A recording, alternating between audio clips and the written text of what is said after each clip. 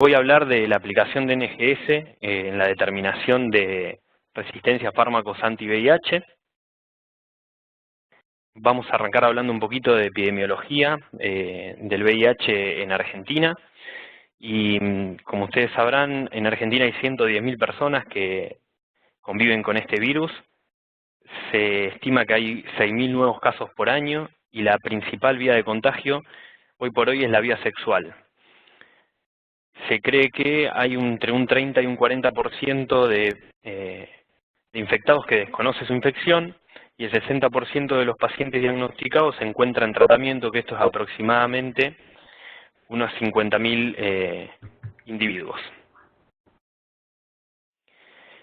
Bien, la historia natural de la infección por VIH cursa con una infección primaria que puede llegar a ser asintomática, por lo cual muchos de los infectados desconocen su estatus serológico. En esta infección primaria se da un aumento repentino de la carga viral, que dura un lapso de tiempo bastante acotado, el tiempo en el cual el sistema inmune logra generar anticuerpos contra el virus y lo que hace es, de alguna manera, controlar esa infección y pone la infección en una infección crónica. Se da un estado de latencia clínico donde no se evidencian demasiados síntomas y donde la carga viral se mantiene estable en valores relativamente bajos. Lo que se da en concomitancia con toda esta situación es la disminución de los linfocitos CD4 y a partir de aproximadamente 8 a 10 años se empiezan a ver enfermedades oportunistas y bueno, la enfermedad que todos conocen como SIDA. A lo largo desde el conocimiento del VIH, se fueron desarrollando fármacos que iban en contra del virus para frenar un poco esta infección crónica. Y como pueden ver, desde 1983, que se descubrió que el VIH, que el virus de inmunodeficiencia humana era responsable del SIDA, se fueron desarrollando diferentes fármacos. Hoy por hoy, principalmente se ven modificaciones de las drogas existentes en pos de una mejor tolerabilidad y no tanto nuevas drogas, ya que con las drogas disponibles es común que el virus pueda ser suprimido. Este es un poco para mostrarles el impacto que causó la implementación del tratamiento antirretroviral. Como pueden ver, a partir del año 95 que se implementó la terapia de alta eficacia, se vio una marcada reducción en la tasa de muerte por SIDA y desde el año 95 estos resultados hicieron que cada vez más pacientes estén tratados y que como les decía, las tasas de muerte por SIDA se reduzcan. Habrán escuchado hablar del tratamiento para todos. Esto es un poco a colación de lo que les decía anteriormente. El resultado que hoy da el tratamiento antirretroviral es excelente, por lo cual en la Universidad de British Columbia, un poco apuntalado por el doctor Montaner, un investigador argentino muy renombrado, que ya lo deben haber escuchado nombrar. Ellos implementaron la cascada de cuidado del VIH, que le llaman, donde en diferentes pasos, desde el diagnóstico hasta la supresión viral, van tomando decisiones y fueron tomando decisiones que hicieron que estos pasos dentro del cuidado de los pacientes con VIH se vayan mejorando, ¿sí? Pueden ver que está el diagnóstico del VIH, la unión de ese paciente diagnosticado al sistema de salud, el inicio del tratamiento antirretroviral, la adherencia de los tratamientos y la supresión viral. Y lo que ellos lograron es una marcada reducción tanto en las muertes ocasionadas por el VIH, por el SIDA, el riesgo de tener muerte relacionada al HIV, sea o no de SIDA, y lo más importante, redujeron prácticamente a la mitad los nuevos contagios.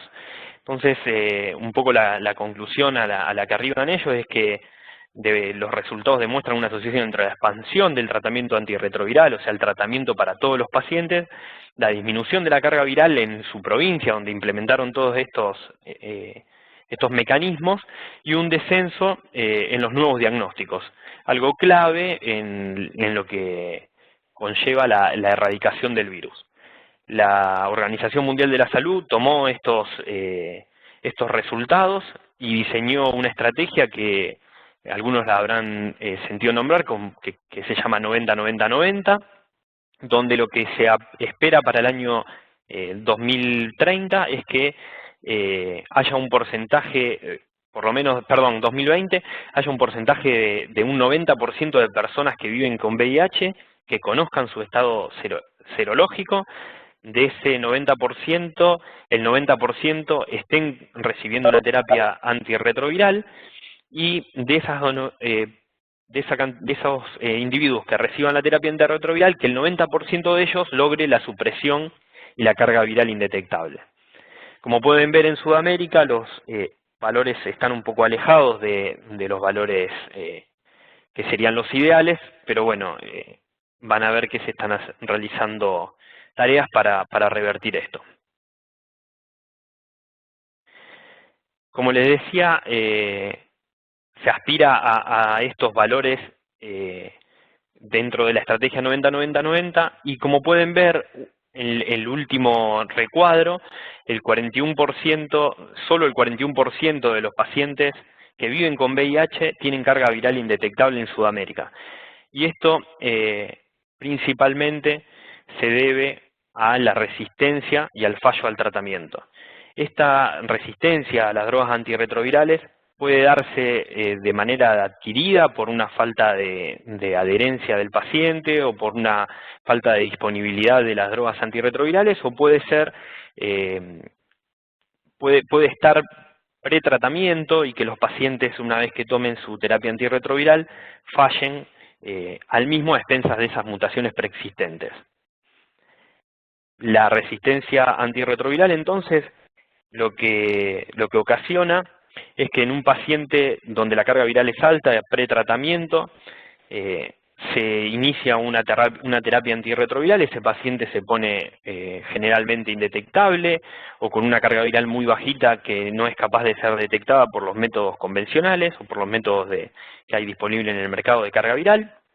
Y por una cuestión, como les decía, de falta de adherencia o de ya sea por pérdida de dosis de antirretrovirales o salteo de alguna dosis, la carga viral se incrementa en un corto lapso de tiempo, le da posibilidad al virus de replicar, de mutar, y ocurre la resistencia a la terapia antirretroviral. En este contexto, la recomendación del uso del test de resistencia está ampliamente aceptada en la mayoría de los escenarios en el que uno cuenta con un paciente de VIH positivo. Pueden ver que tanto en los pacientes con infecciones primarias o agudas, en la profilaxis, en el crónico, en el tratamiento del naïf, en la falla, en las embarazadas y en el pediátrico. En todas las situaciones, en todos los escenarios, el test de resistencia está recomendado. En el mercado existen diferentes test de resistencia. Están los test fenotípicos, que lo que hacen es comparar el virus que tiene el paciente contra diferentes drogas antirretrovirales, y lo que se mide es la concentración de droga necesaria para frenar la replicación del virus. Esto se hace in vitro, con cultivos de virus, cultivos de células, es algo que no se puede realizar como algo cotidiano.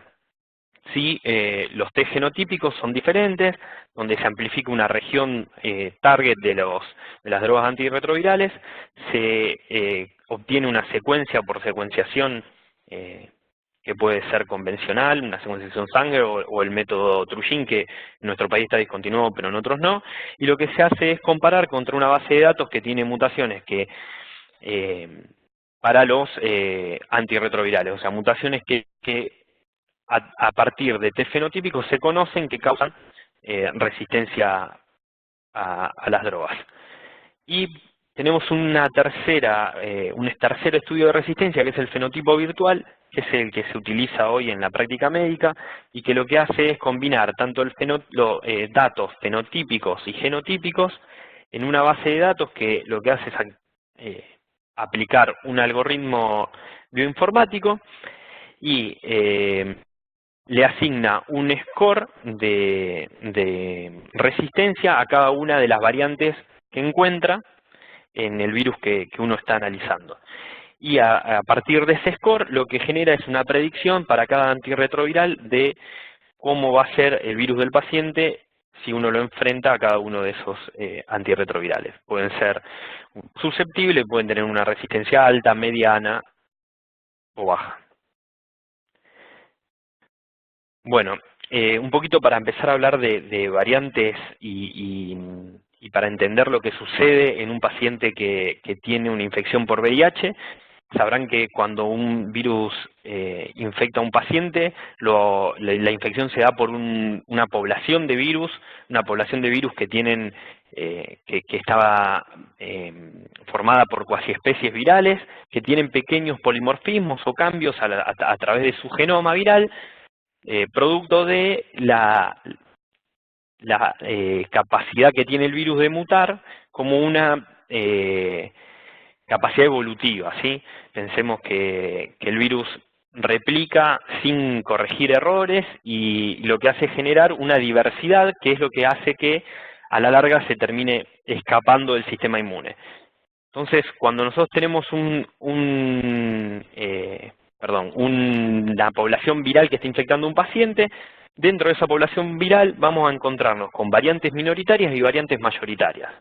Las variantes mayoritarias son aquellas que están representadas en la población viral mayoritaria, como valga la redundancia, o sea, vamos a tener un virus, una cuasiespecie viral que va a estar más representada porque tiene una ventaja con respecto a su fitness y a su capacidad replicativa, y ahí vamos a encontrar estas variantes llamadas mayoritarias, ¿sí? Y por otro lado vamos a encontrar cuasiespecies virales que tienen variantes minoritarias, que quizás van en detrimento del fitness viral, pero sin embargo están presentes y están presentes en un porcentaje muy bajito, ¿sí?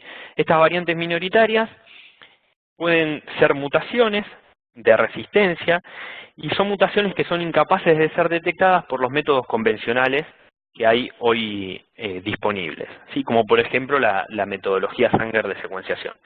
Lo que ocurre es que al aplicar la terapia antirretroviral uno ve una reducción de la carga viral a expensas de esas variantes mayoritarias y de ese virus que uno está viendo quizás en un test de resistencia previo al tratamiento.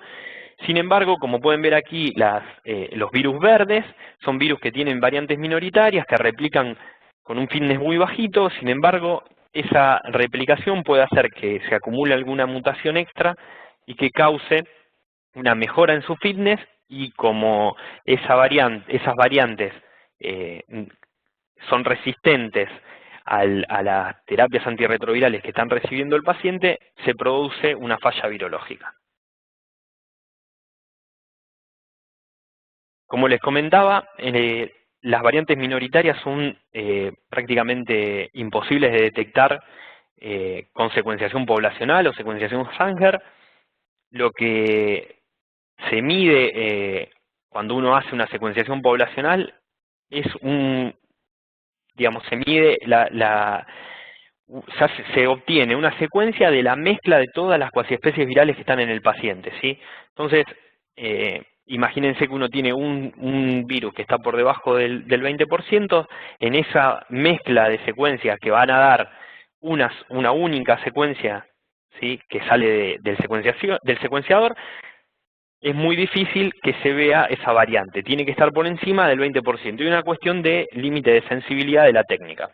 En el caso de la secuenciación NGS, además de tener una sensibilidad mayor, lo que hace este tipo de secuenciación es secuenciar cada virus por separado y nos permite obtener una secuencia eh, que está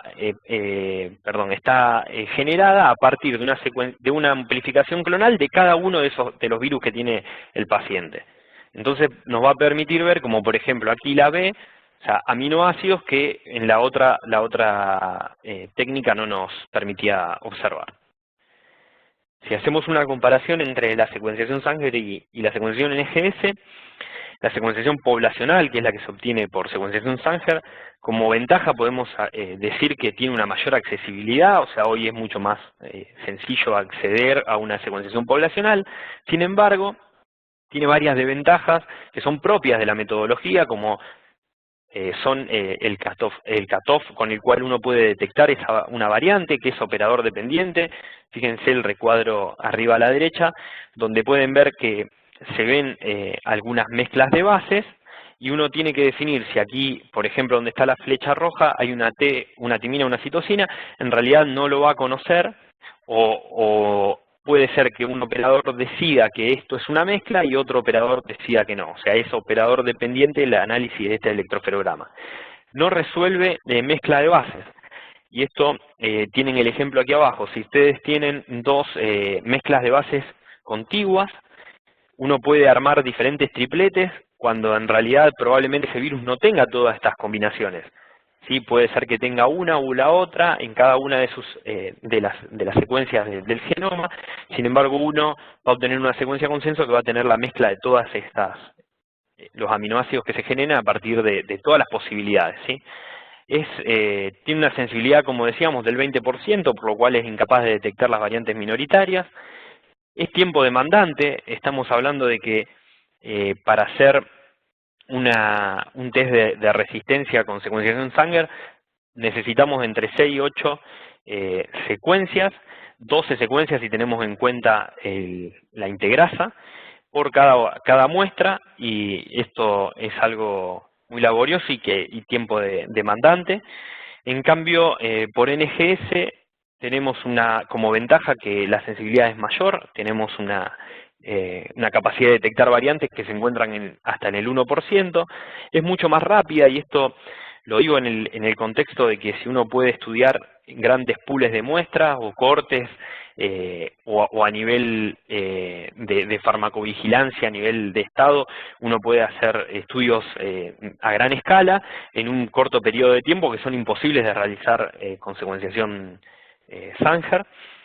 Y el análisis es operador independiente, o sea, uno tiene un software donde pone el resultado que sale del secuenciador, y el algoritmo bioinformático que aplica ese software nos da un resultado que nosotros no tenemos por qué modificarlo, digamos.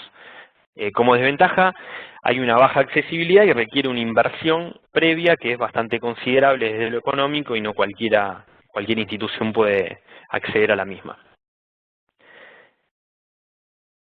Las variantes minoritarias, estas de las que hablábamos, y la importancia que tiene detectarlas, acá les traigo un trabajo que es un review que incluyó 808 muestras de diferentes trabajos donde se habían realizado estudios tanto por NGS como por Sanger, de estudios de resistencia, y la conclusión del trabajo es que el porcentaje de falla virológica en presencia de variantes minoritarias fue del 35%, mientras que este mismo porcentaje en ausencia de variantes minoritarias fue solo del 15%.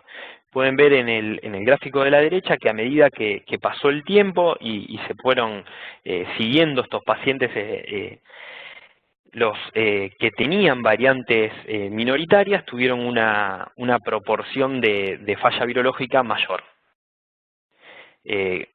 Pueden ver que es prácticamente entre un 2 y un 2.5 veces más probable fallar a un tratamiento en presencia de variantes minoritarias que en ausencia. Este es un caso publicado en 2011 que, si bien no está estudiado con secuenciación Sanger, habla muy bien del impacto de de las variantes minoritarias. Este es un hombre de 32 años que ingresa con CD4 bajos, un 15% y una carga viral de 980.000 copias por mililitro. Se le hace un test de resistencia convencional en el cual no se le detectan mutaciones y se inicia la terapia antirretroviral con tenofovir, entricitabina y nevirapina. A las 4 semanas post tratamiento el paciente estaba con 540 copias mililitro, se lo vuelve a estudiar a las 4 semanas, donde el paciente ya tenía 15.000 copias mililitros y 12 días después su carga viral ascendió a 71.000 copias mililitros. Se hizo un test de resistencia por la metodología convencional en el día 12 y se pudo detectar que el paciente contaba con las mutaciones K65R, K103N y M184B que causan resistencia a todas las drogas antirretrovirales que estaba utilizando el paciente. Este grupo de investigadores sospechó de que el paciente podía haber tenido una resistencia a expensas de una variante minoritaria pretratamiento, entonces lo que hicieron fue, por clonado molecular, ir a estudiar las variantes minoritarias, ¿sí? Pretratamientos. En la misma muestra donde se había hecho el test de resistencia convencional y no se habían detectado mutaciones, se hizo por clonado molecular un test de resistencia diferente, donde se pudo detectar que en un 7,7% de los clones que se habían obtenido se encontraba la mutación K65R. Su hipótesis fue que, si bien la K65R por sí sola no es capaz de provocar una falla de este tipo al tratamiento, ellos sugieren que la mutación K103N puede haber estado en una muy bajita proporción y combinada con la K65R y esto guió la falla. Además de los test de resistencias realizados por clonado molecular pretratamiento, se hicieron intratratamiento, diferentes estudios, y lo que se vio es que en semana 4 el paciente ya contaba con la K65R en valores del 100%. ¿Sí? Fácil, y esto puede haber sido mucho más sencillo de que se combine con la K103N o la M184B que se observó al final cuando se hizo el test convencional después de 8 semanas y que hayan guiado la falla. Estos son casos que quizás se podrían prevenir si uno partiera de un test que detecte las variantes minoritarias. Otro tema que hoy tenemos que tener en cuenta en nuestra región es que se reportó hace muy poquito un incremento de resistencia primaria bastante importante en Sudamérica, donde se pudo ver que la K103N y la G190A, que son variantes de resistencia a drogas de primera línea, estaban con una frecuencia muchísimo más elevada que en periodos anteriores de estudio. Un poco en función de todo esto, la OPS comenzó a generar diferentes programas en pos de tratar de revertir este aumento de resistencia primaria, y en el marco de uno de esos programas fuimos invitados con el laboratorio CIVIC a hacer una transferencia tecnológica, ¿sí? Para hacer las resistencias de VIH a partir de tecnología NGS. Viajamos a Canadá, al Instituto Nacional de Retrovirus y Microbiología de Winnipeg. El protocolo que se nos brindó es un protocolo muy similar al de secuenciación Sanger, hasta el punto donde uno obtiene un único amplicón de aproximadamente 1000 pares de bases de la secuencia de la región target donde actúan los antirretrovirales, y a partir de ese amplicón ya empezamos a utilizar los kits de secuenciación de Illumina, donde se realiza una fragmentación y una secuenciación y análisis bioinformático. El software que se utiliza es un software ready to use, es un software donde uno pone el archivo FASTQ y el software devuelve el resultado sin tener que elegir ningún parámetro, modificar ningún parámetro. Uno puede obtener los resultados tanto con una sensibilidad del 1%, o sea, las variantes que se encuentran en el 1%, como las que se encuentran por encima del 20%. ¿Por qué, digamos, este protocolo utiliza Nextera XT y no utiliza Amplicon Sequencing? Una de las principales causas es la calidad y la tasa de error que tiene la secuenciación a lo largo de todo el amplicón que uno necesita estudiar. Los investigadores de Canadá lo que hicieron fue, mediante plásmidos, estudiar una metodología basada en amplicon sequencing. Lo que utilizaron es el kit B3 de 600 ciclos de Illumina, ya que necesitaban lecturas por lo menos, o sea, necesitaban cubrir 2 amplicones que tuviesen aproximadamente 600 pares de base. ¿Sí? Lo que pueden observar aquí, con 5,37 y 7,91%, es la tasa de error que asciende en las zonas donde se solapan el final de las lecturas de 300 nucleótidos que nos da este kit B3 de 600 ciclos.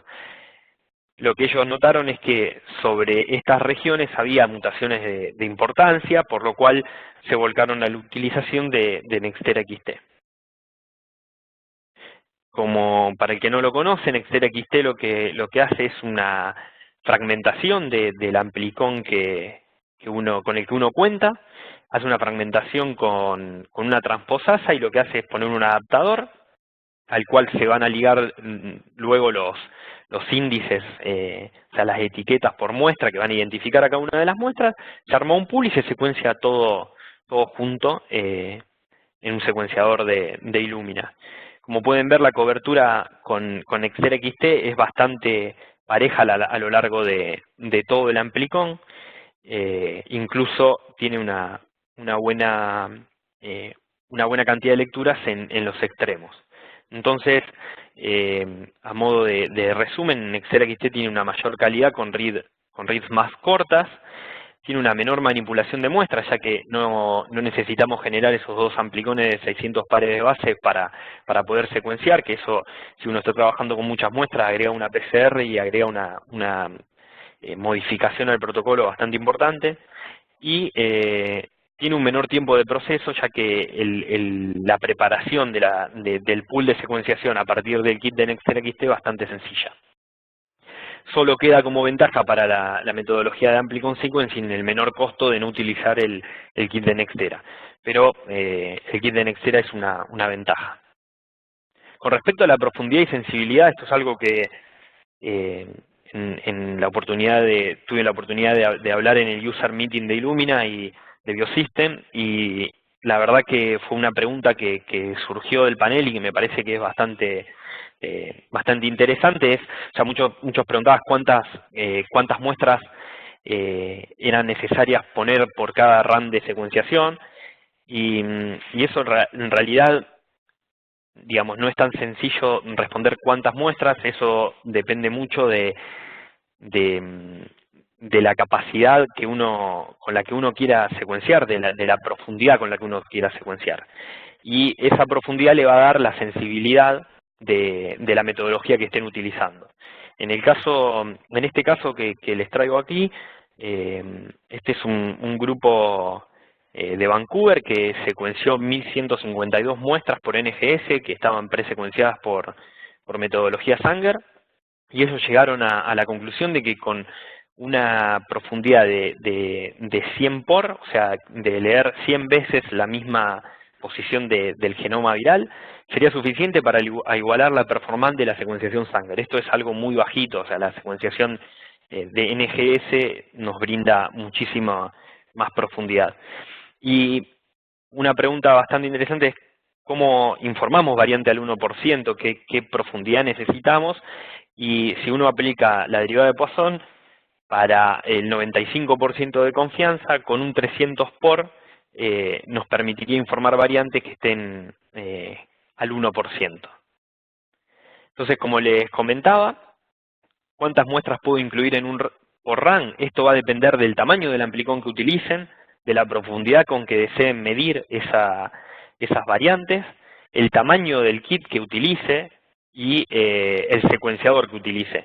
Illumina tiene una herramienta bastante amigable con la cual ustedes pueden calcular la cantidad, dependiendo, de la cobertura y la profundidad con la que ustedes quieren secuenciar el virus, pueden ir colocando los datos, y lo que les devuelve Illumina es la cantidad de muestras que podrían poner por run y las opciones de tanto del kit de secuenciación como del secuenciador. ¿Sí? Ustedes pueden elegir en realidad el secuenciador antes de hacer el cálculo, ¿sí? Esta es una herramienta bastante amigable y que ayuda mucho a diseñar. O sea, a lo que voy es que uno tiene que diseñar y elegir los kits de Illumina dependiendo de la cantidad de muestras que vaya a incluir, y no que se tiene que encerrar en que va a usar un secuenciador con un kit y que va a tener una cantidad de muestras sí o sí que meter ahí, ¿sí? O sea, uno puede jugar con esas variables. Bueno, nuestro estudio de validación del protocolo que nos brindó OPS fue secuenciar 40 muestras que estaban preestudiadas por Truyin. Tomamos muestras de pacientes embarazadas de una cohorte que venía siendo estudiada en el tiempo de la área metropolitana de Buenos Aires, tanto del Hospital Muñiz como del Argerich. Y lo que hicimos fue secuenciar estas 40 muestras en un run y comparar los resultados de NGS poniendo el filtro del 20% versus lo que se habían obtenido con Sanger para ver la no inferioridad de la técnica de NGS. Luego se evaluaron las variantes minoritarias. Y un tercer paso, del cual hoy lamentablemente no les voy a poder mostrar datos, es ver cómo se comportaron esas variantes minoritarias con respecto a la respuesta al tratamiento que habían tenido esas pacientes, ¿sí? Dependiendo del tratamiento antirretroviral que habían recibido. El estudio de validación, como les comentaba, lo que hicimos fue secuenciar, poner el filtro del 20%, extraer las secuencias consenso y generar reportes de Stanford que comparamos con los que se habían obtenido por secuenciación Sanger. Estas son las variantes primarias, las mutaciones primarias que obtuvimos por encima del 20%. Las 40 muestras fueron amplificadas y secuenciadas y tuvimos un 100% de coincidencia con los resultados que se habían obtenido por Truyin cuando se habían estudiado estas pacientes. Dentro de las variantes minoritarias, como pueden ver, tuvimos un alto porcentaje de pacientes que tenían variantes minoritarias. Como les decía, no les voy a poder mostrar los datos de estos asociados a cómo respondieron los pacientes, porque es algo que vamos a publicar en el Congreso del Hospital Muñiz. Como para ir cerrando, les muestro algunas opciones de software que tienen disponibles hoy para estudiar HIV y para estudiar resistencia. DeepCheck es un software muy completo que les da, hace el estudio fenotípico con los datos de NGS. Es un software que lo pueden obtener de la página, en la página de Illumina. No es un software de Illumina, pero está disponible ahí. Y es un software que es pago. Luego tienen el software PASIC, que también hace un estudio fenotípico basado en la base de datos de Stanford, y lo que les devuelve es la predicción de resistencia con diferentes filtros de sensibilidad. Les da el score de mutaciones que tiene el paciente y les da las probables drogas que se podrían utilizar. Y también tiene una hoja que les da parámetros de calidad de la corrida de NGS. Otro dato que podemos obtener hoy de la secuenciación NGS es la frecuencia con la cual nosotros contamos, o sea, la frecuencia, perdón, con la que se encuentra una variante dentro de la población de cuasiespecie que tiene un paciente. Este es un dato que hasta hoy era imposible de obtener, o sea, uno podía ver en una secuenciación Sanger si había o no había una variante, ¿sí? Con NGS lo que podemos obtener es el porcentaje de virus que tienen esta variante en su genoma, ¿sí? Y bueno, esto puede llegar a ser un nuevo paradigma en el estudio de la resistencia, ya que uno podría relacionar el porcentaje con el que se encuentra una variante con la potencia del antirretroviral que va a usar y ver si puede llegar a tener a lo mejor alguna opción disponible más o no, dependiendo de este porcentaje de virus que que ahora va a conocer que tiene el paciente de virus mutado. Entonces, a modo de resumen, las características del uso de NGS para resistencia a HIV: tenemos ganancia en tiempo e información, tenemos un workflow relativamente simple, incluso trabajando con pools de muestras, de muchas muestras, que son imposibles de realizar por Sanger en un corto periodo de tiempo. El volumen de datos se puede ajustar a las necesidades del diagnóstico, y esto deben hacerlo eligiendo los kits más aptos para la cantidad de muestras que ustedes necesiten estudiar. Esto va a hacer que sea costo efectivo en la medida que elijan bien esos kits y que puedan combinar quizá con otros estudios de NGS, las instituciones que realizan otros estudios. Tiene bioinformática ready to use, o sea, bioinformática, no necesitan un bioinformático para estudiar esto. Los softwares son muy amigables y sencillos de utilizar, y brinda información con relevancia clínica, que son estas variantes minoritarias incapaces de ser detectadas por secuenciación convencional. Entonces, como consideraciones finales, la genotipificación de VIH por NGS es superior a la genotipificación por métodos tradicionales. La utilización del Nectera XT favorece a una cobertura homogénea de la región que vamos a estudiar, generando secuencias consenso con mayor calidad que si uno utiliza amplicon sequencing. La secuenciación NGS permite detectar variantes minoritarias, las cuales tienen un rol en la falla virológica. La resistencia antirretroviral tiene una tendencia en aumento en nuestra región, que va en contra de los objetivos de erradicación de la epidemia. La detección de variantes por NGS con filtros por debajo del 20% debería reducir los casos de falla virológica a expensas de variantes primarias y un poco reducir esa tendencia que hablábamos de que está en aumento.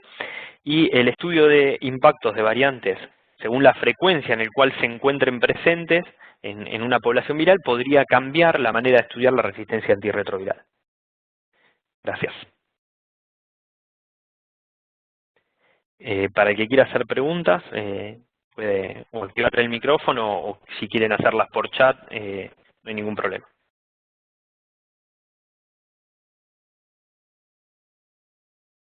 Hola a todos, muchas gracias por haber participado en el webinar.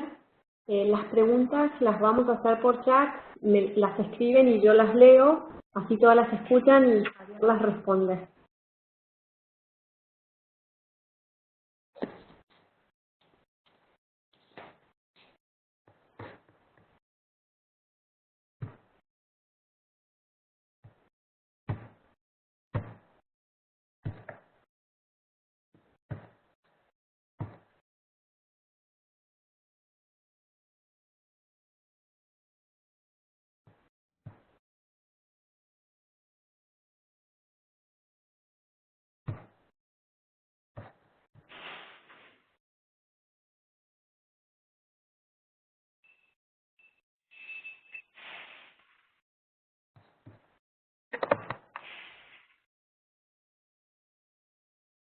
Esperamos unos minutitos para las preguntas.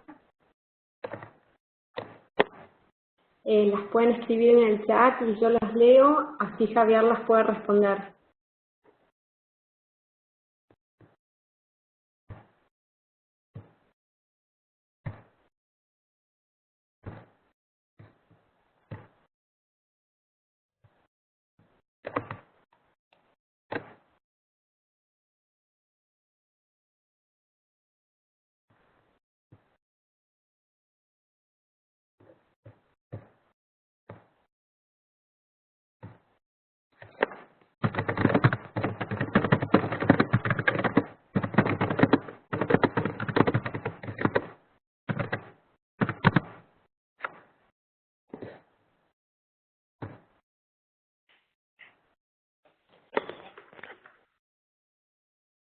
Los invitamos a la página de Biosystem. Cualquier consulta que quieran hacer, si están pensando en algún proyecto por asesoramiento comercial, lo pueden hacer a info@biosystems.com.ar. Y en la página tienen toda la información sobre la línea Illumina. Esperamos unos segunditos más para las preguntas.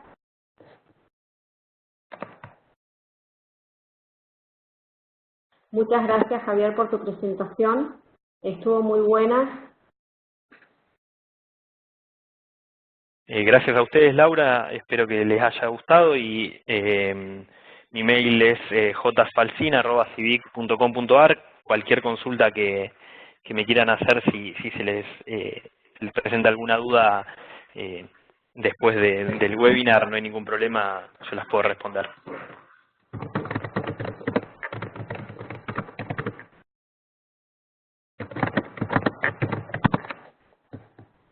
El webinar va a quedar grabado en la página de Illumina. Tienen que acceder a través de nuestro canal de YouTube y ahí están todos los webinars anteriores para el que esté interesado en escucharlos.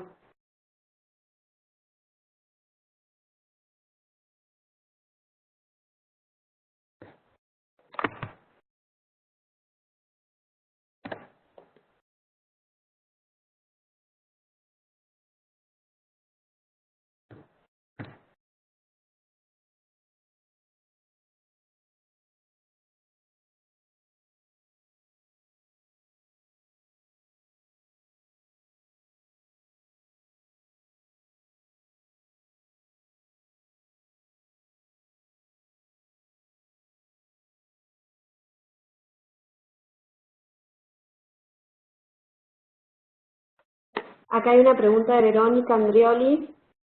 Lo que ella quiere saber es si tiene sentido seguir haciendo Sanger sabiendo que los pacientes con variantes minoritarias no son detectados y quedan en latencia, y si se reactivan en algún momento.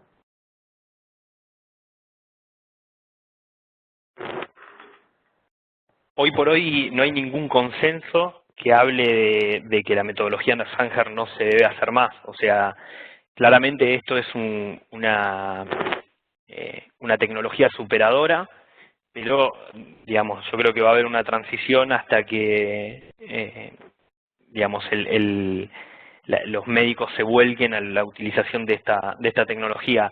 Hay una realidad también, no existen muchos estudios, o sea, ustedes vieron ese review que yo les presenté, pero no hay muchos estudios que avalen que las variantes minoritarias tienen un impacto importante en la falla del tratamiento.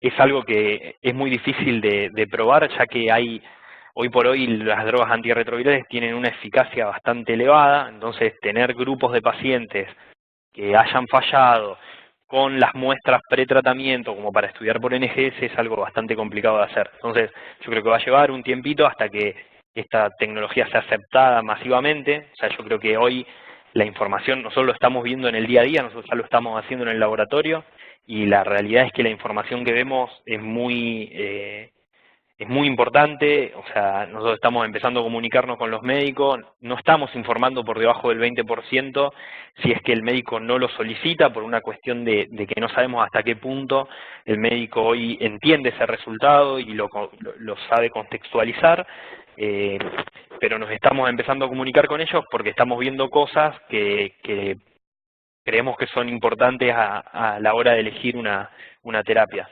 Digamos, no pienso que se tenga que dejar de utilizar la metodología Sanger y además es muy difícil hoy que todas las instituciones cuenten con NGS.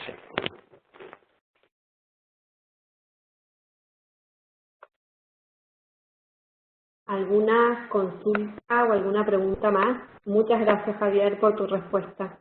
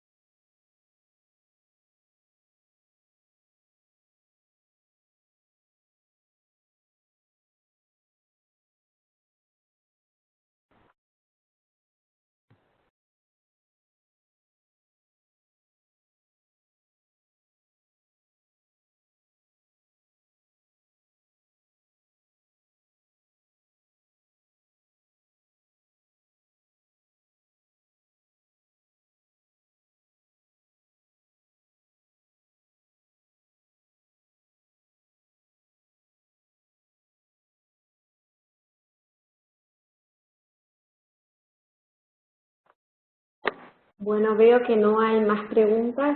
Nuevamente, Javier, muchísimas gracias por tu presentación y por todas tus respuestas.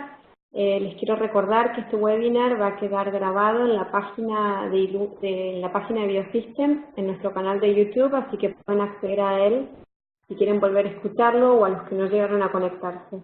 Les damos las gracias a todos. A Javier acá piden si podés repetir tu mail, por favor.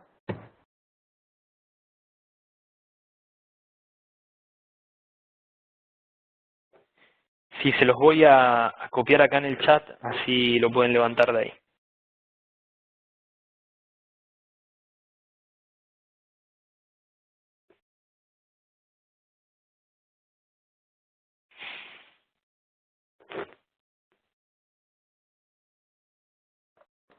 Muchas gracias, Javier, y por cualquier consulta que quieran hacer nos pueden escribir a info@biosystems.com.ar y si no hay más preguntas nos despedimos hasta el próximo webinar.